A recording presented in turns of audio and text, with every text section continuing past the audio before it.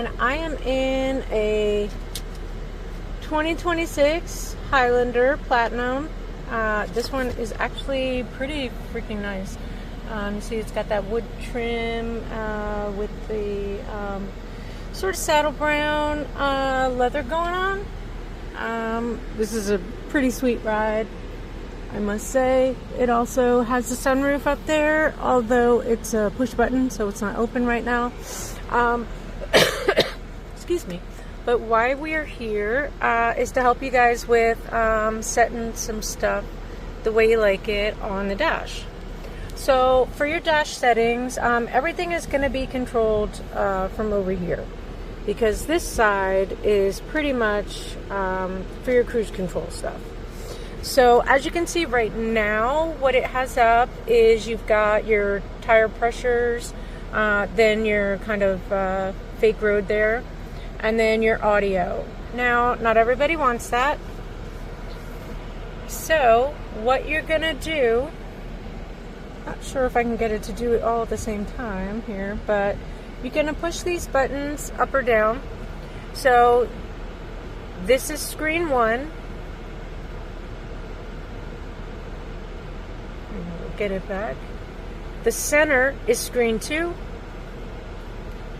and this side is screen 3. So you're going to have a little 1, 2, or 3 right in there, and that is going to determine where the placement of that information is going to be. So I'm going to bring it up again, and we're going to scroll over to where it says 1. So again, that's that side. So you're going to press and hold, and now it's going to take you to that side.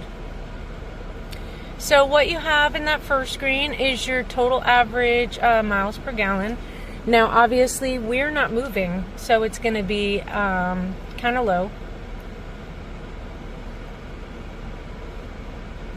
And if you wait too long, it will bump you back out, so you do have to start over. So here we are at the total average. Then it's a blank screen, audio off, your fuel economy, and then back to your average. And if that's what you want to keep there, you would press and hold. It'll reset it and leave that on there. Then you scroll to the middle, press and hold, and then it will say your messages, your settings, so you can hit OK. And this is how you get to your, there's your lane tracing. Unfortunately, this one you cannot turn on or off on this vehicle. Some vehicles you can, some you can't. Your blind spot monitoring, so you can turn that off and on as far as it alerting you. Then that is your pre-collision system, which you cannot turn on or off. This is your parking assist, which you can turn on or off. Your radar cruise control. That one is your parking assist. That's going to be braking, so you can turn that on and off. I recommend turning that one off if you're trying to hook up your trailer, because sometimes it'll try to stop you. And you're like, no, but I need to get closer because it's my trailer. Road sign assist. Then you have your vehicle settings, and I will get back to that. Meter settings, and then it'll take you right back up to the top. So we'll go back. You hit OK. So there's your dynamic radar cruise control.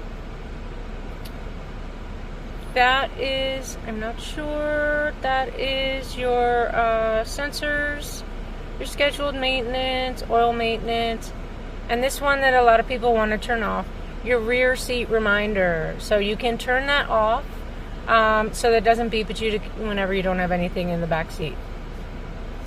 So then to get out of that, you just hit the back button and it'll take you back out, but that's where you find that stuff. And then to go to screen 3, we're going to press and hold so that it knows we're going to screen 3.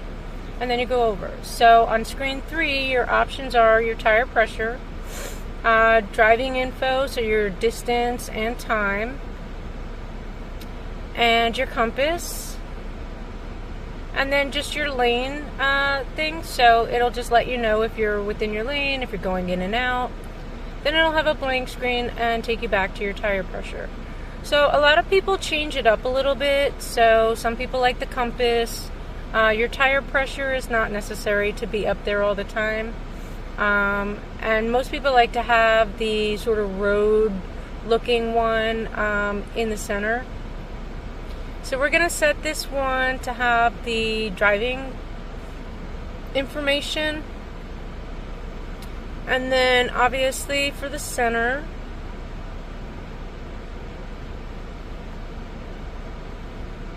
you can have your messages. That's where you find your settings. Or you can have it blank. So I recommend leaving that drive, your road sign thing there. And then to your 3, obviously this one did not set, so we're gonna go to setting that to that. And that is basically how you do it. And like I said, it's all controlled around here. And that is all you do. So now we're back out. So now you've got your driving info for your trip stuff and your average miles per gallon on the other side. So on your monitor screen, so here we are. So on this, what you have is this top one is basically going to take you back to this screen. Music, obviously, is where you find your music stuff. So you hit sources, and then you've got your choice of radio, Apple Music, or Amazon Music. Now that is only going to be until you've connected your phone. So once you've connected your phone, you'll be able to do that there, and you'll have more options. Then you have your phone. Obviously, no phone is connected, so it doesn't have any information. And then the vehicle is for your climate, trip, and vehicle alerts. So like in your climate, it's going to give you the ability to kind of change up your AC, how you sync it, and stuff to your front and your back. You can also control that stuff from in here. But this just gives you front, rear, and then your various options. So eco, heat and cool. Your de-icer, that is for your windshield wipers. It's a really nice feature, so I recommend in the winter making sure that one is turned on. Your rear options, you can set that here, as well as your front options. So that's your climate. You've got your trip information, so your current and your history you can look at. You can also clear it. That's a personal choice. I'm not clearing it here because, well, we're not doing it. There are no alerts, but this is where, you know, any kind of, hey, your tire's getting low or your tire's flat, you know, you're running low on oil, you know, any kind of messages are going to be in there. And then this button down here, now this is one that's important. So when you come up, right now we're at guest because nobody's logged in their phone to the car. So you have your personal information, that's going to be basically you, and then your Bluetooth device. So this is where you are going to search for your device and try to link it. Obviously none are paired at the moment. Then you've got your general information. So if your clock doesn't change at like daylight savings, date and time is where you're going to go to that. And then you've got a daylight savings, set time automatically. You can set your time zone and your other 24-hour setting. Another way that you can get to that when you're not in the screen is to just tap the clock. Then you've got your keyboard settings and languages. So that's what you're going to find under general. Notifications, software updates. You want to leave that one on, only because if you're within range, you want to make sure that any kind of updates are coming through. You've got your Wi-Fi settings, so depending on the subscriptions that you have, you may have a Wi-Fi hotspot, and if that's the case, you can turn that on. And then you've got your Wi-Fi, which you can turn on and off as well.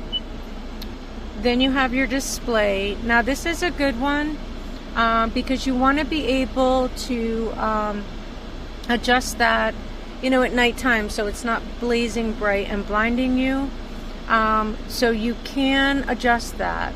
You can turn down the brightness, you can turn down and up the contrast, but this one is automatic based on time and ambient light.